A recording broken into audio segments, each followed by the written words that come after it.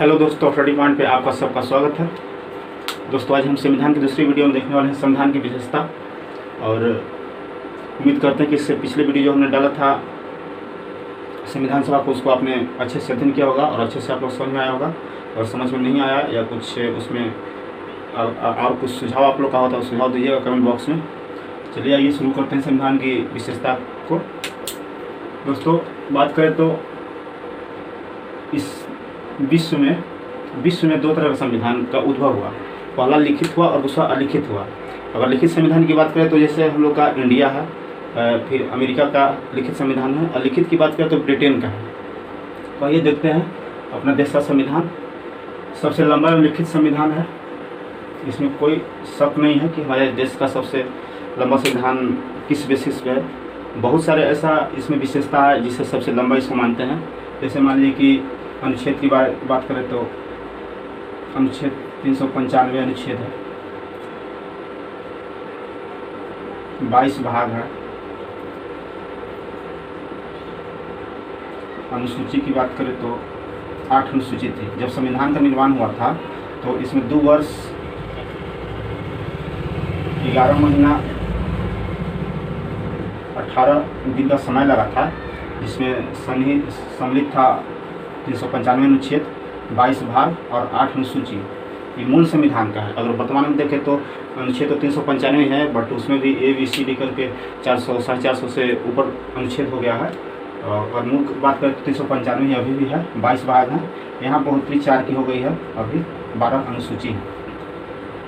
तो हमने देखा किस बेसिस पे सबसे लंबा संविधान हमारे देश का है।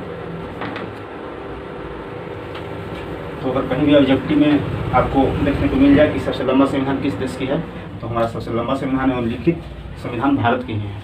ठीक है, आगे देखते हैं सार्वभौमिक मताधिकार।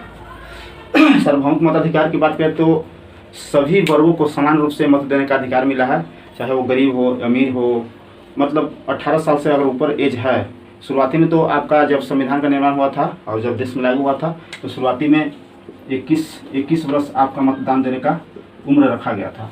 बट इसको 61वां संविधान संशोधन 1989 द्वारा इसको 21 से घटा करके 18 वर्ष कर दिया गया, तो आज भी लागू है। तो सार्वभौमिक मताधिकार के लोग सभी वर्गों को, चाहे वो किसी जाति, किसी धर्म, किसी स्थान के हो, किसी लिंग का हो, सभी को समान रूप से मत देने का अधिकार है। तो ये सार्वभौमिक मताधिकार देख लिए। ये सब जो लिखते हैं टॉपिक ये सब याद रखिएगा। जैसे 61वां संविधान संशोधन 1989 द्वारा 21 से घटा करके आपको 18 वर्ष कर दिया गया। ये सब एग्जाम में कहीं न कहीं 100% पूछा जाता है। और ऑब्जेक्टिव बेस पे जो भी एग्जाम है सभी में पूछा जाता है कि संविधान द्वारा 21 वर्ष से 18 वर्ष कर दिया गया। तो आप 61वां बता सकते हैं। मौलिक अधिकार। मौलिक अधिकार किसी भी देश का अगर नागरिक हैं, जिससे हम लोग भारत के ही हैं, तो हम लोग का कुछ न कुछ संविधान में मौलिक अधिकार दिया गया है जो हम लोग को जरूरी है जीवन यापन करने के लिए। तो मौलिक अधिकार की बात करें तो भाग 3 के अनुच्छेद 12 से 35 तक मौलिक अधिकार का वर्णन किया गया है। और मौलिक अधिकार के तहत हम लोग माने शिक्षा का अधिकार है, जीवन जीने का अधिकार है, आपको विधि के समक्ष समानता का अधिकार है। बहुत सारे इसमें है मौलिक अधिकार में। मौलिक अधिकार USA अमेरिका से लिया गया है।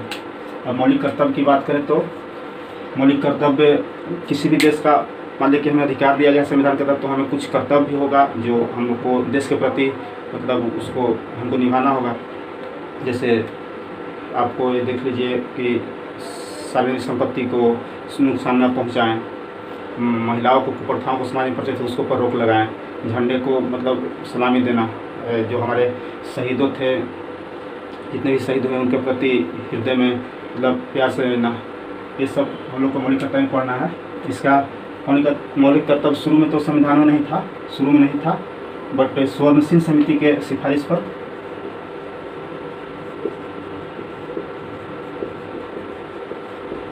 स्वर्णसिंह समिति की सिफारिश पर 42वां संविधान संशोधन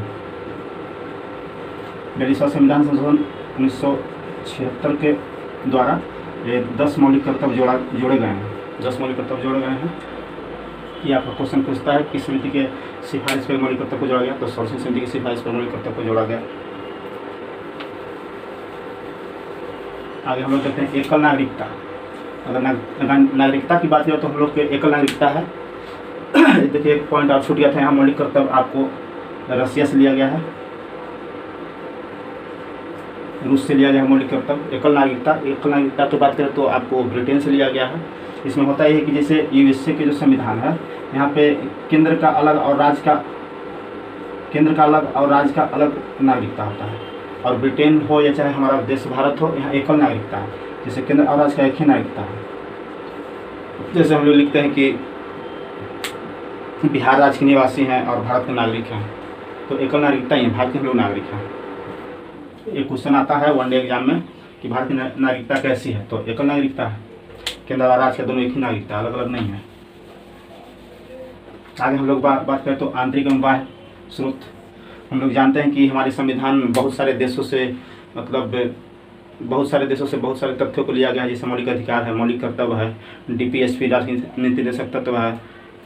बहुत सारे ऐसे प्रावधान हैं जो बाहरी स्रोत से प्रभावित है, और कुछ है जैसे सुप्रीम कोर्ट है, आपको 1935 के अधिनियम से लिया गया है। तो आंतरिक में हो गया भारत शासन अधिनियम 1935,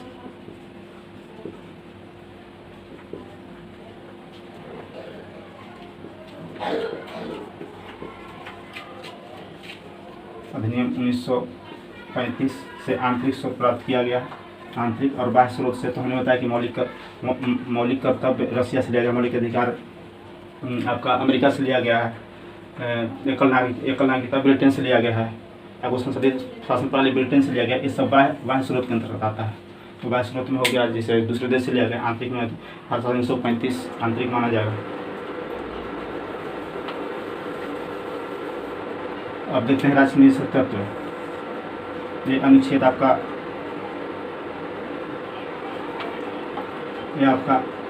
संविधान में भाग 4 के अनुच्छेद 36 से 51 तक वर्णित है।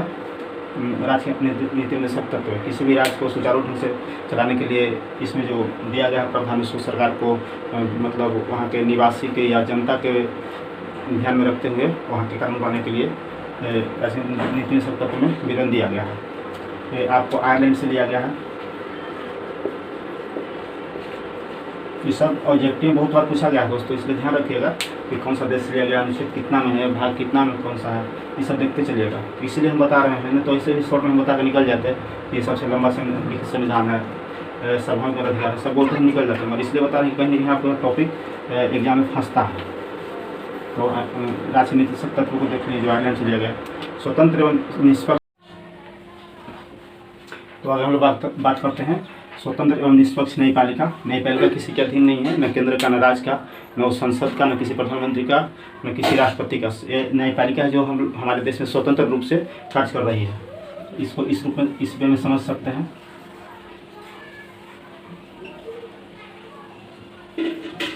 सबसे ऊपर सुप्रीम कोर्ट है, उसके नीचे हाई कोर्ट है, उसके नीचे सिविल कोर्ट है। तो ये एक पिरामिड के रूप में खड़ा है। सिविल कोर्ट सबसे ऊपर हो गया, हाई कोर्ट उसके बाद सुप्रीम कोर्ट सबसे ऊपर हो गया, उसके नीचे हाई कोर्ट हो गया, उसके नीचे सिविल कोर्ट हो गया। तो ये किसी राज्य का या केंद्र का ये मतलब प्रतिनिधित्व नहीं करता है, ये पूरे भारत में समान रूप से सबका प्रतिनिधित्व करता है। तो आपने देखा स्वतंत्र निष्पक्ष न्यायपालिका को, इसीलिए इसको बोला जाता है स्वतंत्र निष्पक्ष न्यायपालिका, क्योंकि ये पिरामिड के रूप में है, किसी राज्य का अधीन, किसी राज्य या किसी केंद्र के अधीन काम नहीं करता है, अपने आप में स्वतंत्र है।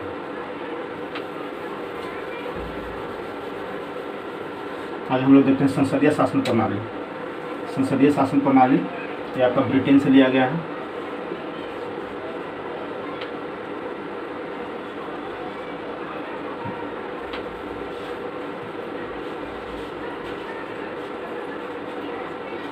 संसदीय शासन प्रणाली ब्रिटेन से लिया गया है।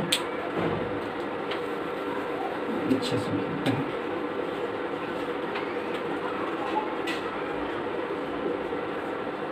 कहीं भी क्वेश्चन आ जाए कि संसदीय शासन प्रणाली भारतीय संविधान कहाँ से लिया गया, तो ब्रिटेन से लिया गया है। संसदीय शासन में संसद में कानून बनाया जाता है और वही पूरा देश में लागू होता है। कोई भी विधि या कानून संसद द्वारा बनाया जाता है, एक सिस्टम से, एक प्रणाली से बनाया जाता है। त्रिस्तरीय शासन प्रणाली, हमारा देश भारत ही इकलौता विश्व का देश है, ओनली फॉर भारत ही ऐसा देश है विश्व में जहाँ पे त्रिस्तरीय शासन प्रणाली लागू है। बाकी जितने भी देश हैं वहाँ पे 2 हैं, एक केंद्र है और एक राज्य है,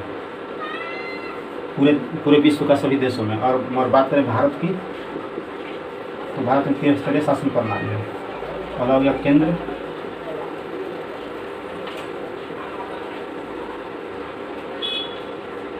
राज्य और आपका एक हो गया स्थानीय स्वशासन। स्थानीय स्वशासन के लिए भारत में लॉर्ड रिपन बनाया जाता है। स्थानीय स्वशासन, तो हमें देखा कि भारत में त्रिस्तरीय शासन प्रणाली लागू है।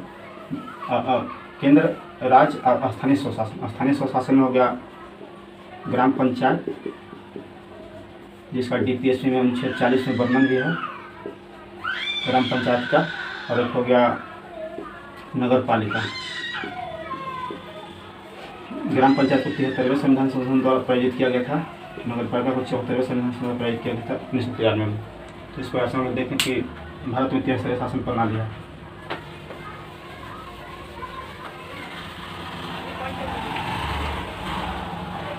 आगे हम लोग देखते हैं पंथ निरपेक्ष राज्य। पंथ निरपेक्ष राज्य की बात करें तो पंथ निरपेक्षता 42वां संविधान संशोधन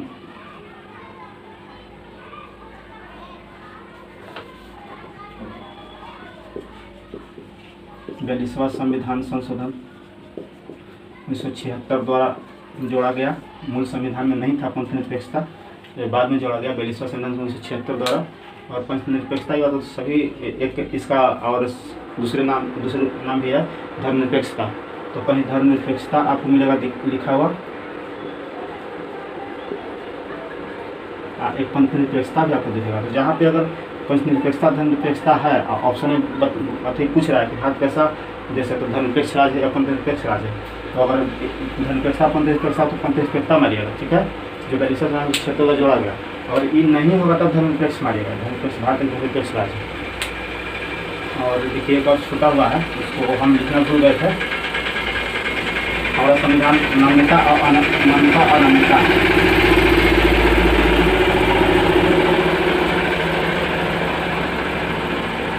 मान्यता और अनान्यता का मिश्रण है। तो मान्यता कहने का मतलब है कि किसी भी मतलब संशोधन करना होता है अगर, तो संसद 2/3 बहुमत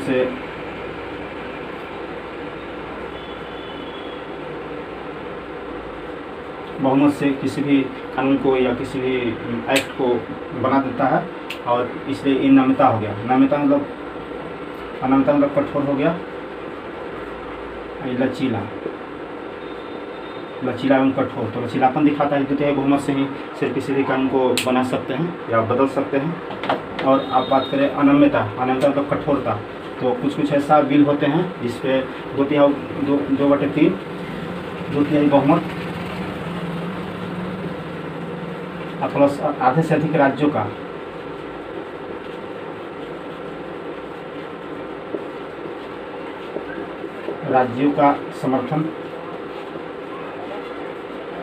समर्थन करना होता है, तब वो संशोधन उसमें होता है या कोई बिल बनता है या कोई बिल को निरस्त कर सकते हैं, बना सकते हैं। तो कठोर रूप को दर्शाता है 2/3 बहुमत प्लस आधे से अधिक राज्यों का। तो ये दोस्तों इस प्रकार से हम लोग आज देख लिए संविधान की विशेषता। अगर आपको अच्छा लगे एक से 2 वीडियो देख लीजिएगा, याद हो जाएगा। तो आप लाइक, सब्सक्राइब और शेयर जरूर कीजिएगा। धन्यवाद, थैंक यू।